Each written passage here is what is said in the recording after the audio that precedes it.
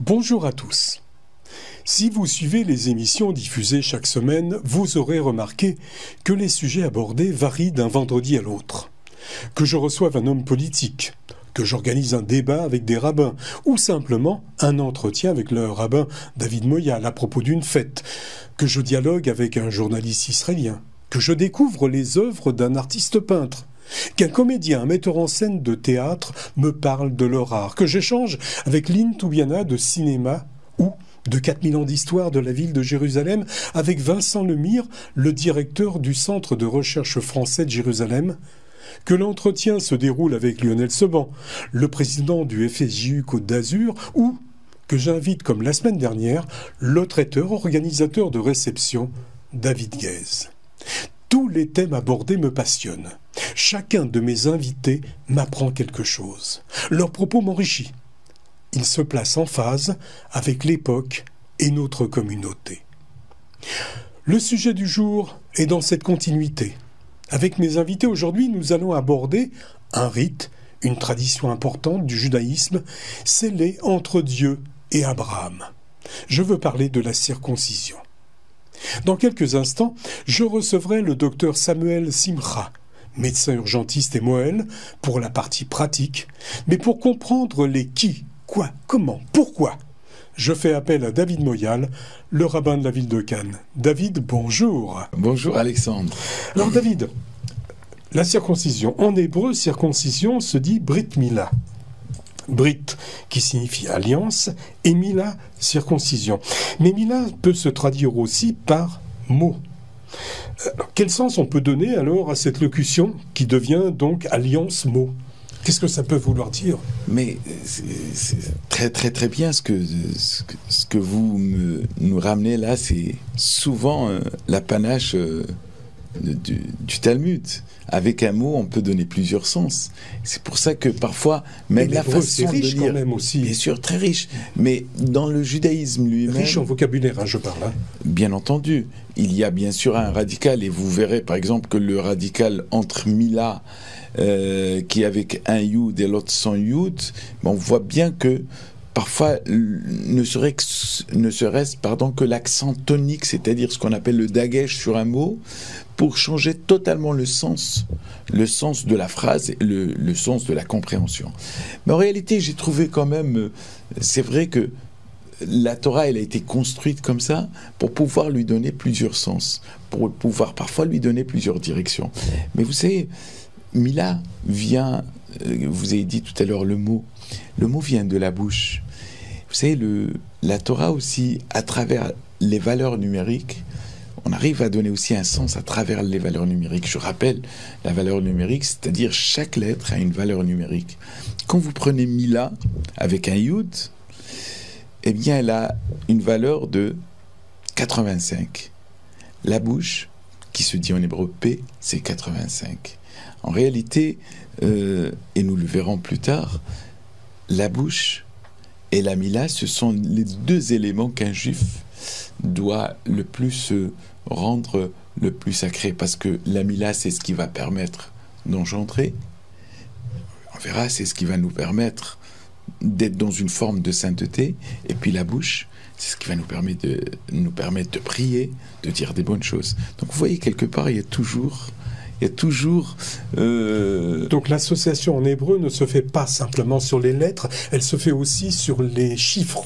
Bien sûr, parfois par la valeur numérique, parfois par lorsqu'on juxtapose deux mots.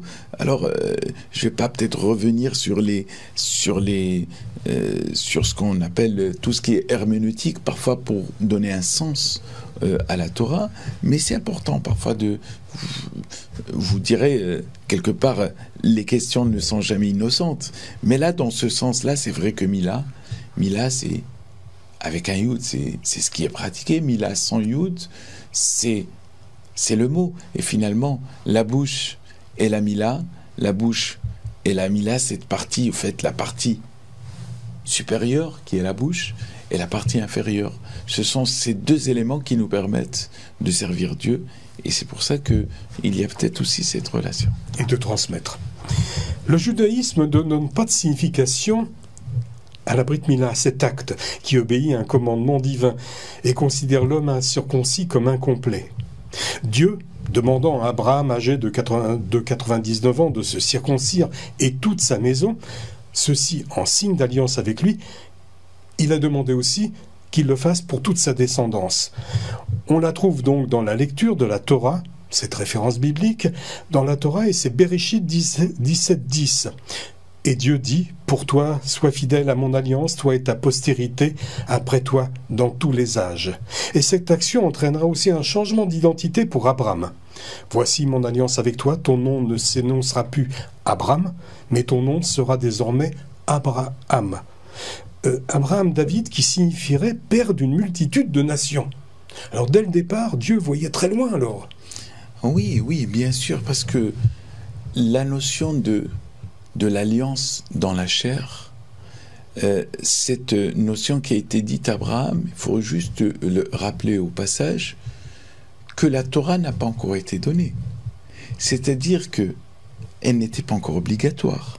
D'ailleurs, et là je vous invite à redonner encore une autre référence dans la paracha de Tazriah, dans le Lévitique, et là où on nous parle directement de la Mila.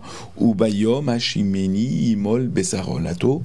Et le 8e jour, il fera donc cette circoncision. Donc, il y a une partie où il n'y a pas une obligation parce que la Torah n'a pas été encore donnée.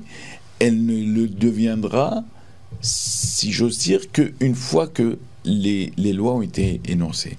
Mais bien entendu, pour revenir à la question initiale, Abraham, le père d'une multitude de nations. Parce que nous savons que Abraham va donner naissance à Dieu plusieurs l'a peuples. désigné. Oui, parce qu'il savait qu'il allait donner naissance à plusieurs peuples. D'ailleurs, dans la Torah, nous connaissons que Isaac et Ishmaël, mais en réalité, après la mort de Sarah, Abraham s'est aussi remarié. Il a eu encore plusieurs enfants et plusieurs descendants. Et donc, beaucoup plus de peuples et des nations. Mais à la fin de ce texte, il est marqué, Abraham leur a donné des cadeaux. C'est-à-dire, il leur a donné quelque part des cadeaux, mais l'entière, je dirais, transmission qui lui a été dévoilée et qui lui a été donnée par Dieu, il l'a transmise directement à Isaac. Et pour autant, nous avons d'autres nations qui pratiquent aussi la circoncision parce qu'ils se réfèrent quelque part comme étant des descendants d'Abraham et à juste titre. C'est pour ça qu'ils font la Brit Mila.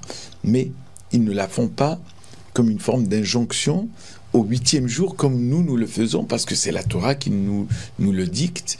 Et le 8e jour, d'ailleurs Abraham va faire la circoncision à son fils le 8e jour et ainsi de suite. Sauf bien sûr pour des raisons de santé, elle se fera uniquement pendant cette période-là, le 8e jour et pas un autre jour.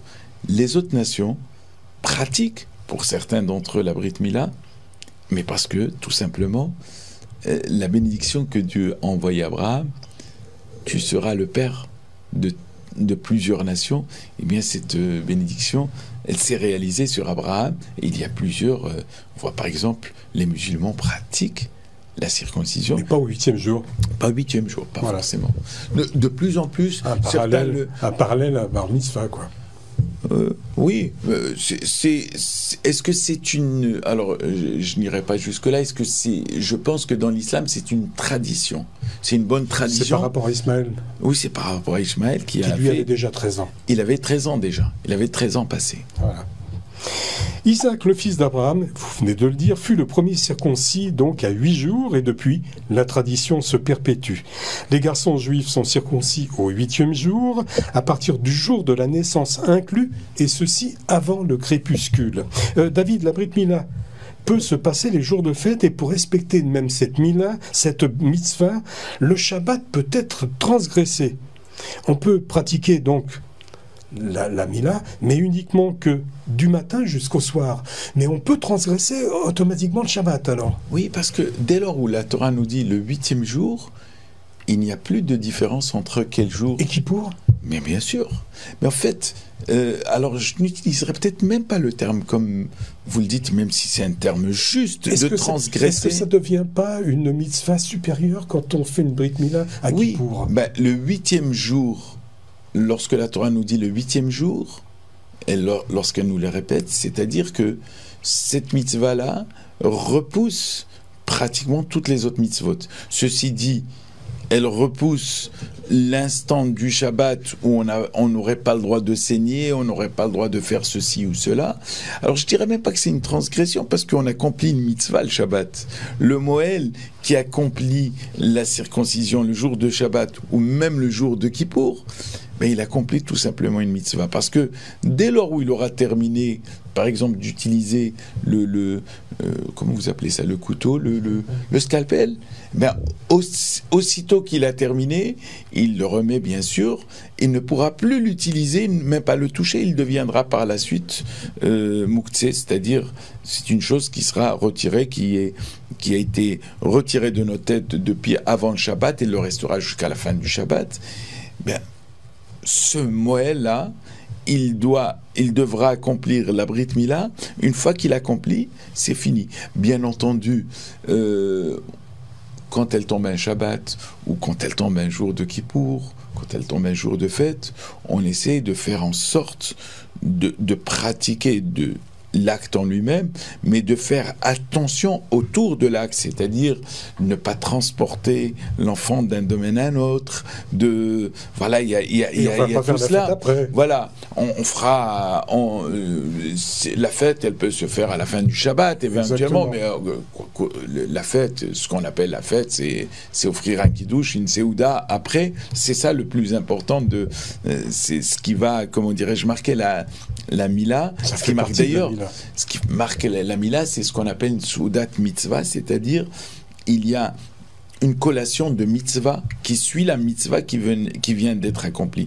Donc, je retiendrai plutôt pas de transgression le Shabbat, je dirais accomplir la mitzvah le Shabbat ou le jour de Yom Tov ou même le jour de Kippour. On peut le faire. On pourra le faire, non seulement on peut le faire, mais on est obligé de le faire si toutes les conditions sont réunies. Vous parlez de mitzvah, justement. Mitzvah, ça a plusieurs sens aussi. Ça a le sens bonne action, ça a le sens aussi de commandement, d'ordre. Il y a un fossé entre les deux, oui, mais entre ces deux mots. Il y a aussi une intonation par rapport... Non, en fait, le mot mitzvah, on pourrait peut-être plus le traduire par recommandation. C'est vrai que le mot... ça devient entre les deux, oui. C'est vrai que les tzavot, c'est de recommander. Tzivouille, en hébreu, veut dire quelque chose d'impératif. Parce que le peuple d'Israël vit autour de ce tzivouille, autour je dirais, de ce cadre impératif qui va tout simplement orienter sa vie de tous les jours au niveau de la Torah. Et donc le mot mitzvah, c'est vrai que parfois, telle qu'elle est traduite dans certains livres, ce sont parfois des mots durs. Il faudra... Recommandation, j'aime bien. Il faut être aussi dans l'apaisement au niveau des mots parce que les mots ont beaucoup de sens parfois. Absolument, j'aime bien recommandation. La Brit Mila, acte d'obéissance et d'alliance avec Dieu, est l'un des 613 commandements, mitzvah, à respecter dans le judaïsme. Elle est traditionnellement pratiquée au 8e jour de la vie d'un nouveau-né mâle, juif, ou lors de la conversion d'un individu au judaïsme. Alors David, j'ai lu qu'un homme, s'il est de mère juive et non circoncis, il est quand même considéré comme juif. Vous confirmez ? Mais bien sûr. Parce que qu'est-ce qui donne l'identité ? C'est pas la Brit Mila qui donne l'identité. La Brit Mila fait partie des autres mitzvot de la Torah. Est-ce que nous dirons pareil pour un juif qui ne met pas les tefilines ? Est-ce que nous dirons pareil pour un juif qui ne pratique pas Kippour ? Est-ce qu'on dirait la même chose pour un juif qui ne pratiquerait pas Shabbat ou qui mangerait pas kasher ? C'est un juif qui n'est pas pratiquant, ou qui ne connaît pas la pratique, ou qui l'ignore tout simplement. Mais l'identité, on est avec cette identité.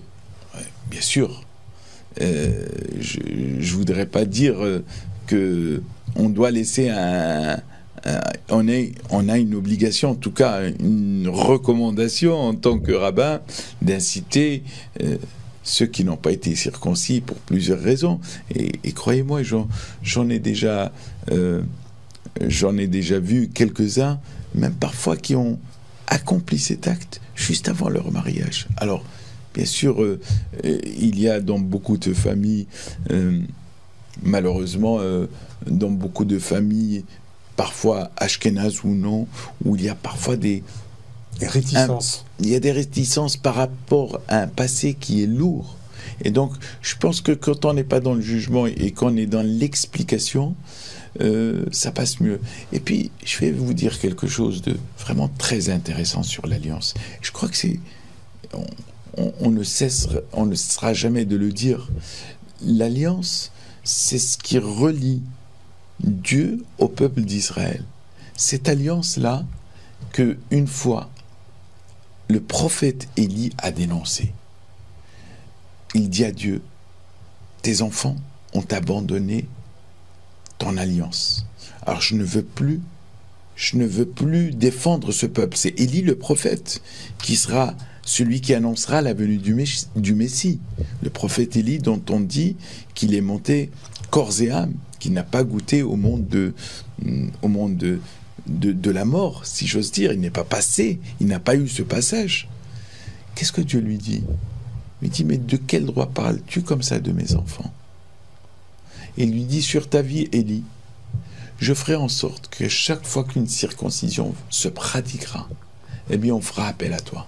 C'est pour ça que nous chantons Eliyahu Hanavi, pour lui dire, mais viens, regarde, tu crois que nous avons abandonné, mais on n'a jamais abandonné l'alliance divine. Et c'est vrai que, quand bien même, parfois, avec des générations et des générations entières où parfois elle a été interdite. Faut juste rappeler au passage que la Brit Mila, dans certaines époques, elle était interdite. Et ceux qui pratiquaient la Brit Mila étaient parfois passibles de mort.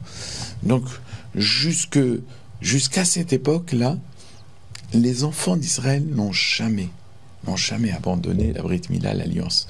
C'est une mitzvah particulière qui lie Dieu au peuple d'Israël. C'est l'alliance, la vraie alliance qui relie Hachem à ses enfants. David, à l'époque du Temple, la Brit Mila était une règle indispensable pour se sentir faire pleinement partie du peuple hébreu et participer à certains rites comme la consommation du sacrifice pascal. La non-circoncision était même considérée à l'époque très grave, et je l'ai mis en gras, et la sanction était, et je le mets entre guillemets, le retranchement, c'est-à-dire karet, une punition. Cette sanction, est-ce qu'elle était symbolique, physique ou spirituelle, puisqu'on parle de l'effectuer dans le monde présent et en même temps dans le monde futur, le monde à venir? Vous donnez en même temps la réponse, c'est le karet, c'est dans ce monde et dans l'autre monde. D'ailleurs, le texte... Mais quel type de punition c'était? Alors il y a plusieurs... Il y a plusieurs réponses à cela. Qu'est-ce que c'est que karet? Est-ce que c'est le karet du nefesh, de la partie animale, végétale qui sommeille en l'homme, ou est-ce que c'est uniquement la partie spirituelle? Je voudrais juste vous rappeler au passage, ce karet-là, il est aussi imposé aux femmes et aux hommes qui mangent le jour de Kippour, qui transgressent le jour de Kippour. Il est aussi imposé aux personnes qui mangeraient de la graisse animale interdite, aux personnes qui mangeraient du Hametz à Pessah. Vous avez dans toute la Torah des catégories de sanctions, et en fonction de la gravité de la sanction, c'est ce qui va c'est ce qui va permettre de connaître l'importance de la mitzvah. Donc la mitzvah de la Mila, elle est aussi importante que celle de Kippour, parce que la sanction qui est prévue est lourde. C'est la même chose pour Pessah. C'est pour ça que nous sommes intransigeants à Pessah. Mais quand on dit retranchement, c'est-à-dire qu'on n'avait pas le droit de rentrer dans le temple, par exemple? Non. Si on n'était pas circoncis? Alors, vous y avez posé dans votre question, celui qui n'était pas circoncis ne pouvait pas manger, par exemple, à l'époque, je dis bien à l'époque parce qu'il n'y a plus de sacrifice, il ne pouvait pas consommer l'agneau pascal, le Corban Pessah. Il ne pouvait pas, c'est marqué noir sur blanc dans la Torah, Kol ben nechar lo yochalbo. Tout celui qui n'est pas circoncis ne pourra pas le consommer ce jour-là. Ce qui voudrait dire que, quand bien même une personne n'est pas circoncis pour plusieurs raisons, mais elle a l'obligation d'accomplir les autres mitzvot. Faudrait-il que, en règle générale, quand on n'a pas envie de pratiquer la Brit Mila, c'est que souvent on n'a pas envie non plus d'être soumis ou de pratiquer, les autres mitzvot. Maintenant, le mot karet, il se situe, si vous voulez, il est beaucoup plus fort qu'une mise à mort par un tribunal humain, parce que nos sages disent que il y a deux mises à mort. Il y a celle qui est décidée par les tribunaux humains et celles qui sont décidées par Dieu. Ce qu'on appelle bidé shamaïm. Et donc, malheureusement, le karet signifie le plus souvent, c'est une punition divine. Alors, elle peut malheureusement se traduire par une personne qui peut mourir prématurément, ou ceci ou cela.